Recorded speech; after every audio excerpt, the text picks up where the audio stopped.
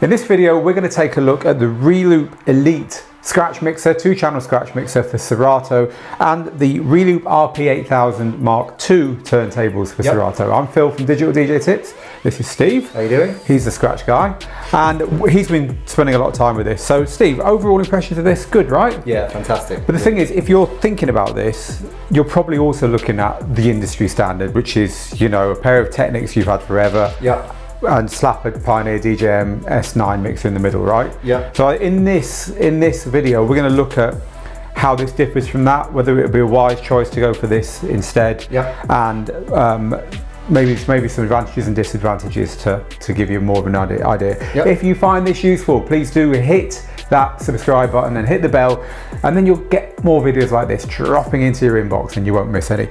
All right then, so Steve, we're going to cover this in two parts. We're going to start by talking about the turntables. So these are a latest in a long line of turntable. Reloop has got the RP-8000, which basically looks like this without all the gubbins on it. It's just a standard turntable.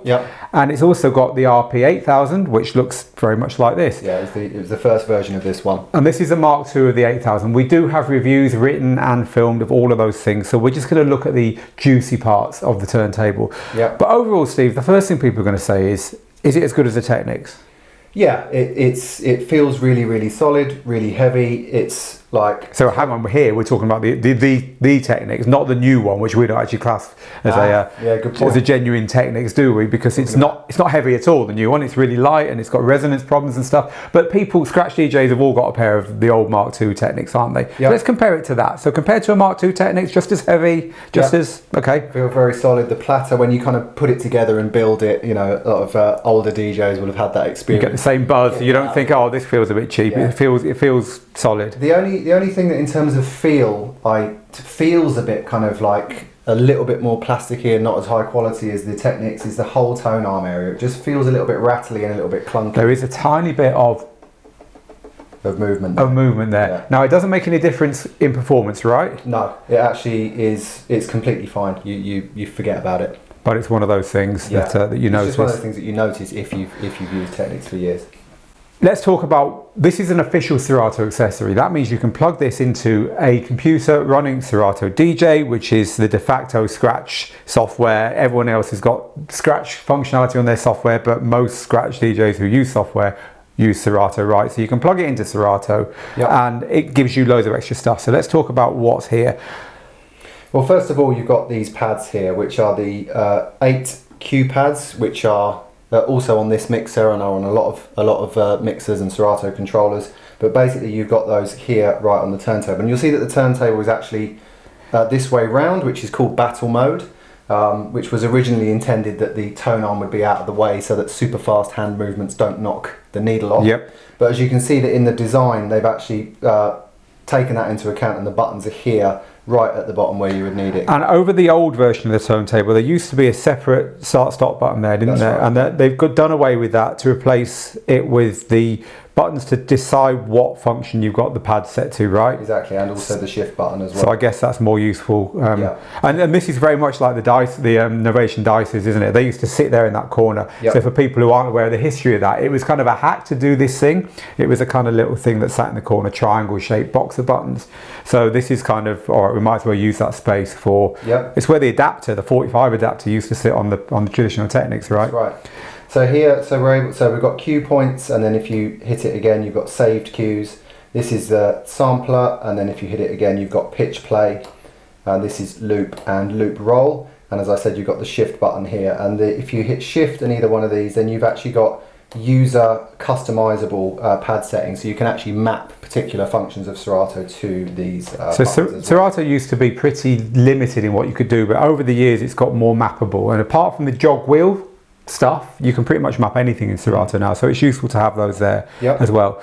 So these are the pad controls in Serato. So one thing to point out is, and as we move on you will talk about the mixer, people might think, well, why would you need pads there and there? And it's a fair question, because in the dark old days you couldn't decide what each set of pads did right, but you can now, right? Yep. So these can be independent. These can be mapped to cues, and these can be doing something completely differently. And that's possible now. You could have loop roll on here, for example, and cue points on here. So that's pretty awesome. Yep. And even on 2 decks, you could have something different on each deck. Yes. That's pretty cool. Yep. So there's a reason there for having more pads. More pads equal more control and less shift buttoning and switching around. And there's an encoder here as well, which is actually scrolling through my playlist at the moment, and you can load tracks on the deck, and also instant doubles here by double tapping it. And also this is the controller for a feature called Platter Play, which we're going to talk about. We're going to definitely get onto Platter Play, because it's one of the things that, if not brand new, because it has been done by manufacturers many years ago, it's made a comeback, and it's pretty impressive, albeit quite hard to get your head around. Quite so fancy. We'll demo that. We'll demo that in a second and talk about it. So as we tour around the turntable, then it's got a few things that you don't find on, say, a Technics 1200 or 1210.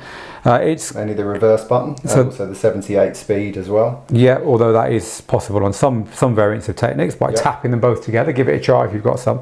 But the reverse button's there. But also over here, this is a bit schizophrenic, because these functions here, especially the LED screen, it kind of is now 45 degrees from where you'd expect it to be. Yeah. Because we've turned the turntable round, which is fine, but these buttons aren't. So it's kind of like, and even the logo. The writing and the logo there. Why didn't they just put that way around? Yeah. Maybe it was an engineering thing. But anyway, you've got a readout there. What does the readout tell you, Steve? Okay, so in its default mode, it's the pitch. So you can see there that I've got it on ultra pitch at the moment, which is plus or minus 50%, which is by pressing these two together. But I can instantly select either 8% or 16% pitch there. So that's the first thing that we're seeing in the display. But by hitting shift and the display button here, it toggles through. That's the BPM, the tempo. So it's pulling that from Serato, right? Yeah, this is actually how far into the track we are. So it's like the seconds in, time elapsed, and this is time remaining. This is a very short track because it's my scratch sounds. And then back to pitch again. So it's nice to just have those other displays there for you, which of course on some controllers you might have them in the middle here, so it's nice that you can see your time elapsed, time remaining, but you can only see one at a time. They call it hybrid, don't they? A hybrid turntable. There's a good example of a hybrid turntable, an analog readout giving you digital stuff from the software. So you've got the torque and brake adjust controls here. Again, this is the kind of thing you don't see on kind of standard turntables. Yep. Torque it takes you from the feel of a Technics, if you like, up to something that feels even more powerful and even more even more. That's basically how much grunt the motor has got. I think I would, if I was presenting Top Gear, that's the way I would describe it. So so if you're a fan of car shows, it's the grunt. I've got the torque on classic here, so you can hear it kind of the way that it stopped, and you'll hear the way it starts now. Yeah, okay. Seems pretty standard. On super high, which is called turbo,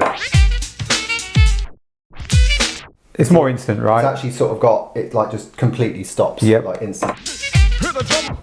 And then there's the brake adjust as well, which is like how long it will take to.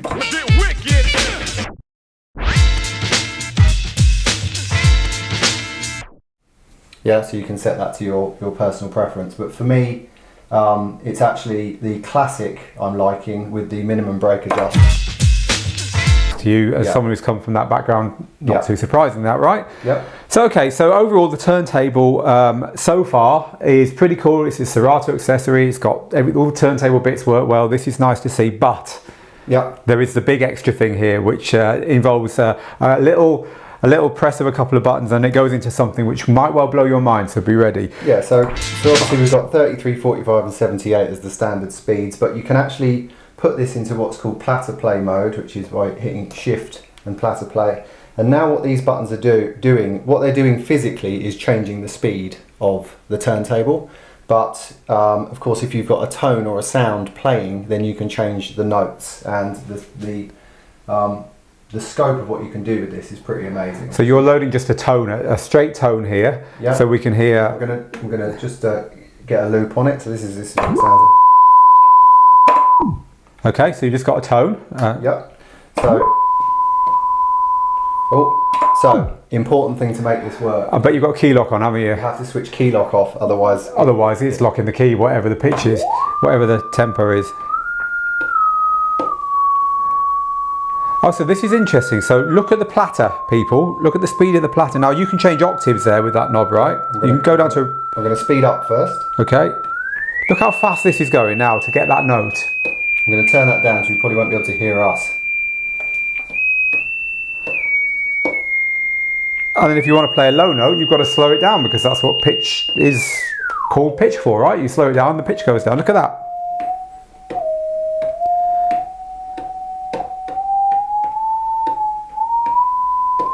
Okay.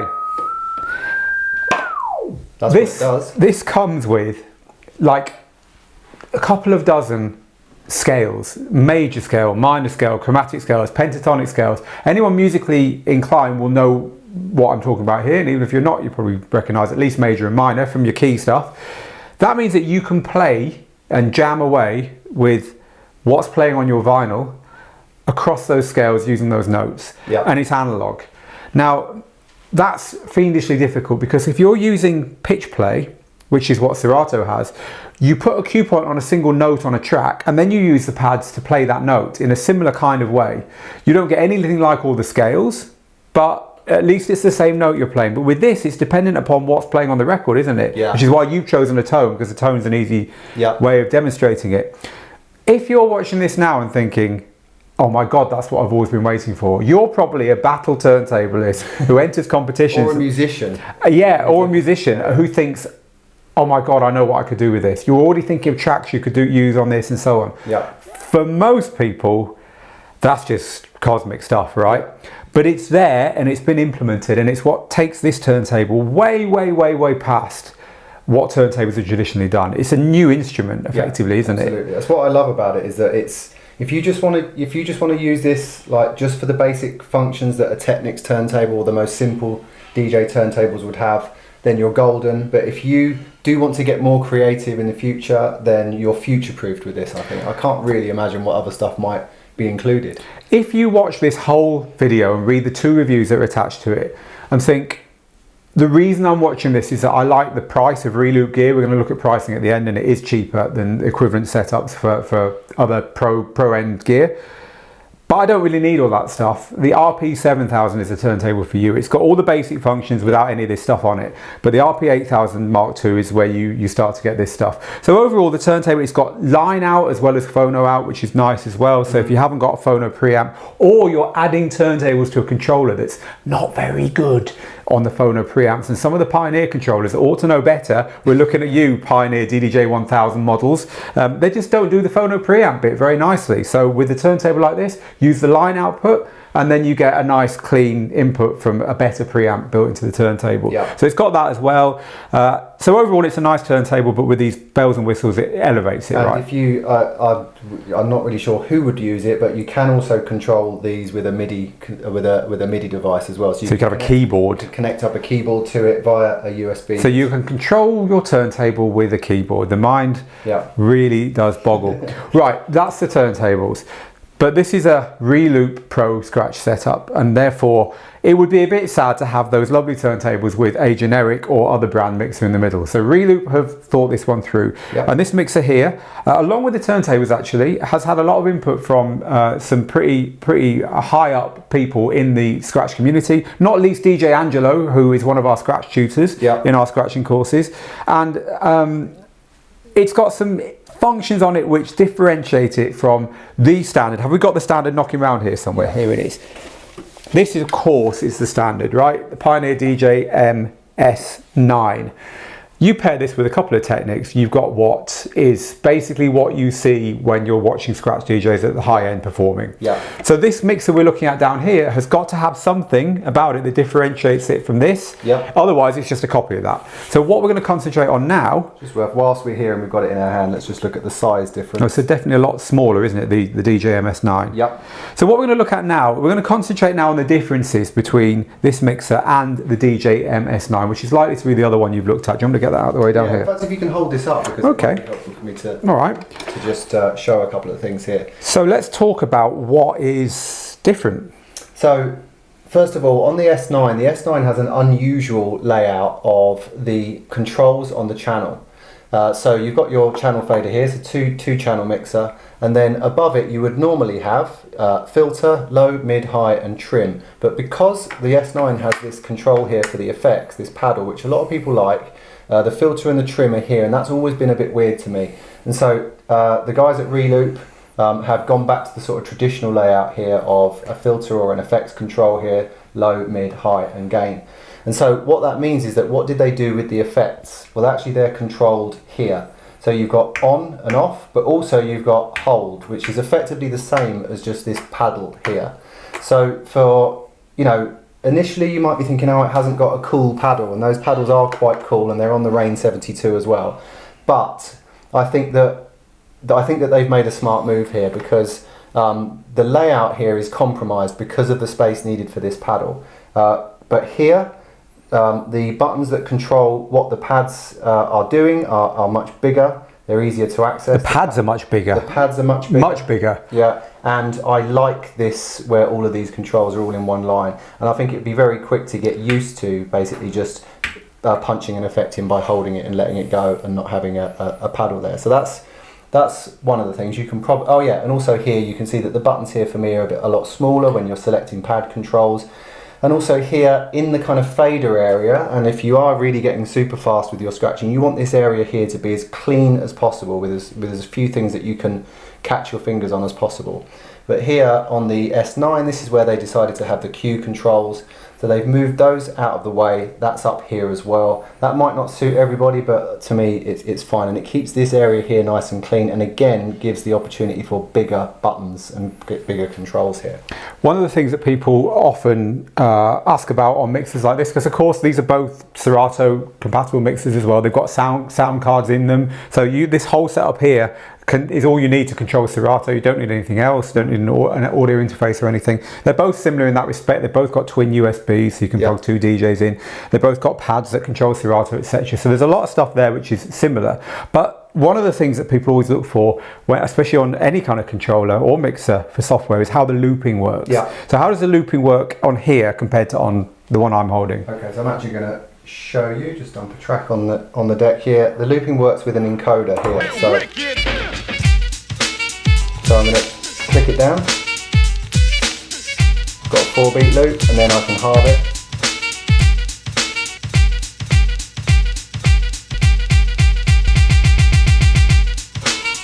And I've always preferred a loop encoder for looping, mainly because when I first got into digital I was with Traktor, and I think Traktor have done it well.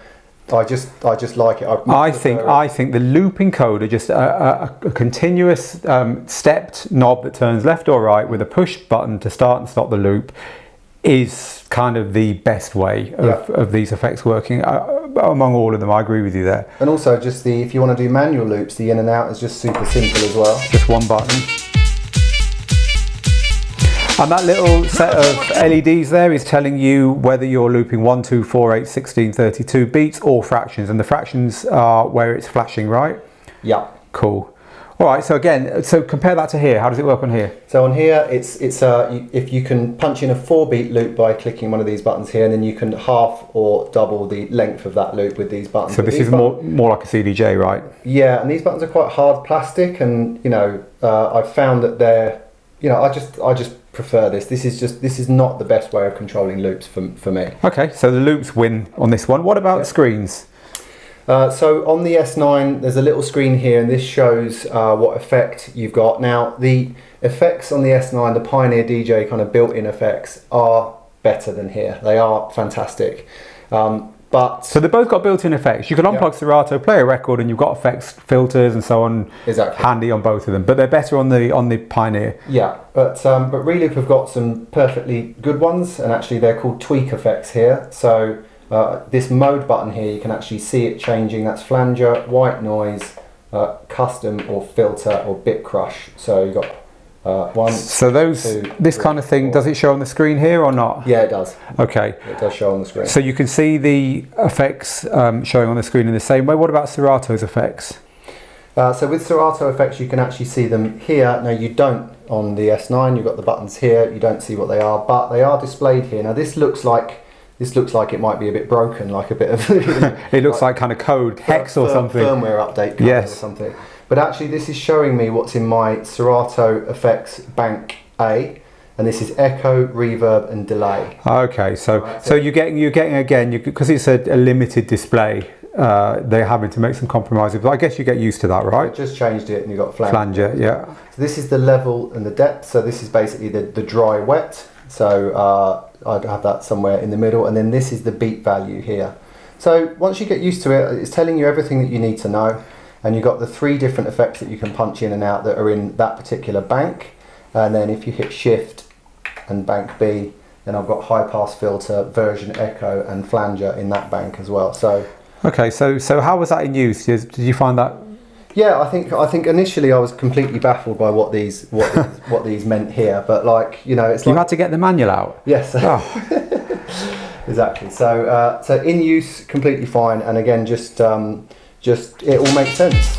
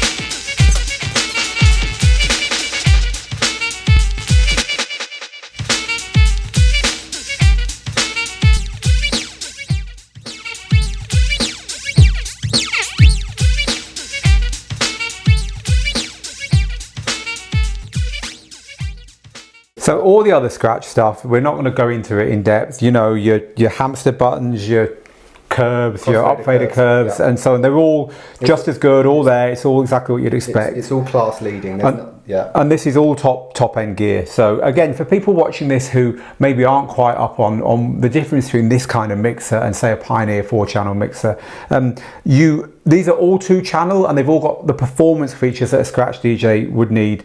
As the compromise is, all right, you've only got 2 channels, but we're going to make them 2 really good channels and give you all the stuff that that in modern scratching is kind of now this thing made the standard. Yeah. So they're all there. You don't have to worry about that. It's all on it. So overall, the mixer. Yeah, I really like it. I think the only thing that I would miss is the paddles if you're really used to using those paddles, but I think that it's got a lot going for it, and I understand the reason why they've moved those out of the way. So let's now move back to talking about the whole thing as one, because this whole setup, 2 state-of-the-art turntables that are just as good in all practical terms as anything Technics makes or has made, with all these extra bits and pieces on, and a mixer which is in its own way as good as a DJ MS9, the standard in some ways better, and pretty much there. It's going to cost you around $2,700, which is, by our calculation, about $1,000 less than a DJ MS9. And here's where it gets complicated, because you can't actually buy combinations of things. You can't actually buy the turntables we would use with it if we were using Technics. Just a standard pair of Technics 1200s or 1210 Mark IIs, which are still going strong nowadays. But that kind of setup, 3,700, maybe even pushing 4,000. That's a lot of money to pay extra for the industry standard. Yep. Other things to compare this to, I guess, would be a Rain setup. So you've got the mixer that we've got down here, along with the Rain 12s. Now the Rain 12s are Serato controllers through and through. They don't use DVS, they don't have tone arms. But this mixer here, along with the Rain 12s, we do have some, although I bet you pull a lead or a microphone out trying to get one. That's going to cost you, I'm going to guess, about the same, maybe a bit less, maybe 3,500. There we go. 2 of them and 1 of those. About 3,500 I'd say by my calculations. Yep. So again, you're saving about 800 on that. It's a slightly different proposition because the rain gear is a different way of doing it, but nonetheless, the feel and the stuff you can get up to is pretty similar.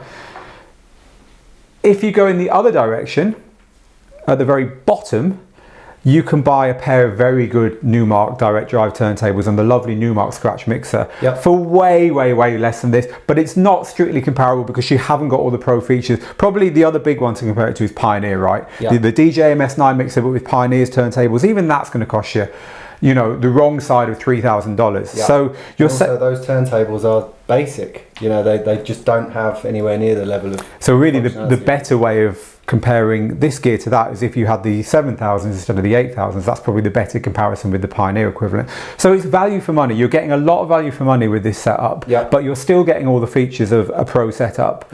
So that's the consideration, I think. If you want pro scratch gear in your house, that's the consideration that you need to make. Would you actually prefer a bigger mixer where things are a little bit more laid out and it's not quite as cramped? Would you prefer these extra functions? If so, you're getting an awful lot for your money here, and actually for far less money. Why would you go for the standard DJ MS9 and standard turntables over this? In what instances might that be a better choice? I think if you were going to be in competitions where that would be standard equipment where you were traveling to and that kind of thing. So you get easier to put it on a rider. And collaboration as well. Maybe if you DJ with other DJs in your area and that's what you've all got, so you can all. But even then, I guess people might be quite excited to use something a bit different, right? Yeah, maybe. I mean, all of the big scratch guys have kind of had a go with this and done demos with it, and obviously Angelo was involved in it as well. I think like a lot of these things, it's a brand thing. I think a lot of people are just stuck with certain brands, and Pioneer DJ are very good at that, at kind of having that kind of like brand attraction. But like, you know, I just really wanted to sort of champion this as like a, you know, it's not cheap by any means, but it is a more affordable way of getting a completely pro setup, which you're not really lacking anything compared to that, you know, the DJ MS9 and the Technic setup. Cool, we've got to send this back on Tuesday. It's a shame, isn't it? So this has been our look at the Reloop Elite Mixer and the RP-8000Mk2 turntables. If you've enjoyed this, like, follow, subscribe, do all that stuff. Steve's going to play us out with a little bit of a demo of this gear. Cool. Hear the drummer get wicked. Hear the drummer get wicked. Hear the drummer get wicked. Hear the drummer get wicked. Hear the drummer get wicked. Hear the drummer get wicked. Hear the drummer get wicked. Hear the drummer get wicked. Hear the drummer get wicked. Hear the drummer get wicked. Hear the drummer get wicked.